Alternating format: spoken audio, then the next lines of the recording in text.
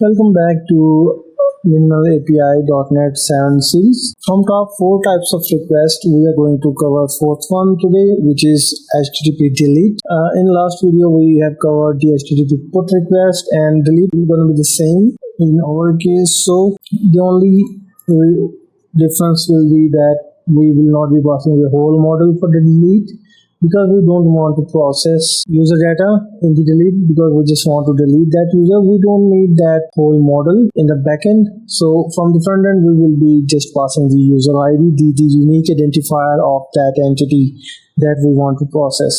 So instead of map put, we will be using map delete, and with that one we will be implementing the delete endpoint, and the return type will be the same. We don't want to return anything. We can just say there is no content against that request. Alright, so let me quickly start this application, and let me go to the endpoints, and here we want to replicate one for the delete one, and that delete will only pass ID to the user, and that would be delete. Let me quickly call this one, and we are getting no content as a response. To double check that exactly that endpoint was hit, we can just apply a debugger here, and we can test the endpoint. You can see now we have received 1 in the user ID to that endpoint, and based on that identifier we can find the user and delete from the database where we have stored that user. So that was the fourth main type of request that we want to implement in this minimal API. There are a couple of more, but we will see those later. With that one, we have covered the CRUD operations in the API. You can see now get, post, put, and delete, right? Alright. So in these videos, we haven't used any kind of database yet, because we want to grab that concept. And from today, we will start using some kind of backup, some kind of inline database. From entity framework core perspective, there is a separate database which we can integrate that is in-memory database. But before that, if you observe, let's say we have a list, not here but here. So if you observe, that is a list of user, and you can see that is a container. We can put user inside that list. We can query against that list for a particular user, and even we can update or remove particular users from that list as well. And we can say that if you observe, this can be acting as a inline database for us, right? So let's see that if we don't have any database, how we can simulate that behavior inside our code. So let's say now we have a list of users here, and as soon as we start this application, we have a couple of users. Let's say users dot add user.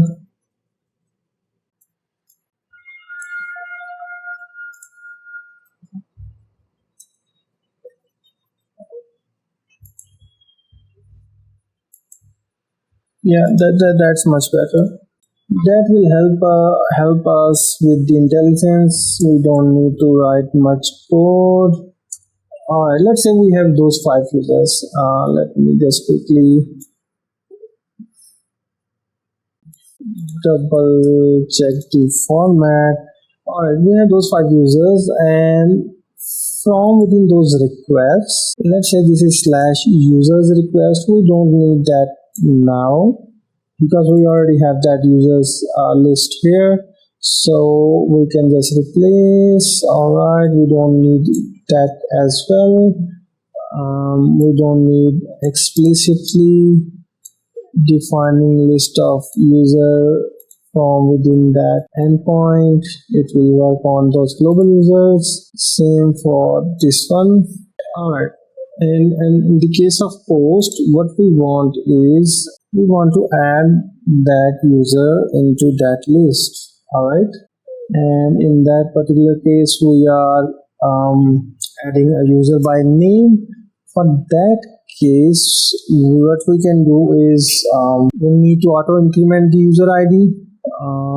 For that one, I will suggest to do something like this. Max ID users dot max by, and this is a method which will return us the maximum ID from that list. And what we can do is users dot add new user, and next thing would be max ID and the user, and we want to increment inside that max user ID, right? So every time there is a new user, a new ID will be allocated. Alright, and same will be required here in this endpoint. So now we can query and we can add users to that global users list. Let me run the application. There is an error.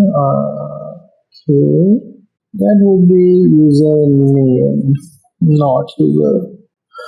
Alright, I just restarted that one and let's see how it works now. We want the users endpoint first so that we get all the users. You can see from A to E we got all the users. For a particular user we can query by sending the user ID. Now we are getting only B, which is working fine as well. For that particular request where we are passing ID to and name is equal to Salman, we are getting nothing because name is not Salman exists in no list. Rather, if we pass C, we will get or we should get a record with just this way. Alright, so let's double check on the endpoint where we are passing both the ID and the name as parameter. And do we have name C? Yes, we do. Okay, or for that particular case, let's add a debugger that is get.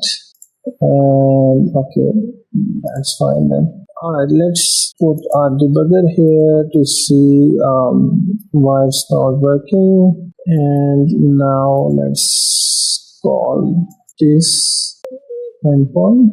Continue. Alright, now we got a user with name is equal, ID is equal to, and name is equal to C. Alright, that's fine. This will not going to match. Let me just remove that C from here and again call this one. For that particular case, let's see why we are not getting the result. Users dot where ID is equal to user ID, and so maybe because C is the third item and we need to pass the ID 3, and now it should be matching. Yeah, now we can get the we are getting record. That's fine. So this is how we have replaced that per point list of users to a global global common list of users, which is working as the inline database at the moment. Now let's see how post works. So as soon as I pass some data to that endpoint, I'm getting created, and again if I hit the users, now you can see that new post has been added with fixed ID of 10, which is fine at that point. And we also have another endpoint where we are passing the username with these two endpoints. If we click again user and we just fetch the list of users, you can see now magically we are now getting the ID 11, and we have passed the ID for that request, because we had a logic that fetch the maximum ID and plus add the +1, and then assign that ID to a new record, and same will work for that endpoint where we are passing username as a part of URL, not as a query string. So if I click on this, status code created, and if I now again get the list of users, now I am getting ID 12 in the last record. Awesome. So this is for the post endpoint. What about the put and the delete endpoints? For those endpoints, let me create a new video to continue the same process. Basically, our minimal API is getting updated after each video, and at certain point we will achieve a template which we can use for our professional projects or examples. So that was all for this video. I hope you liked that. In case of any question or queries, to ask me in the comments. Keep coding.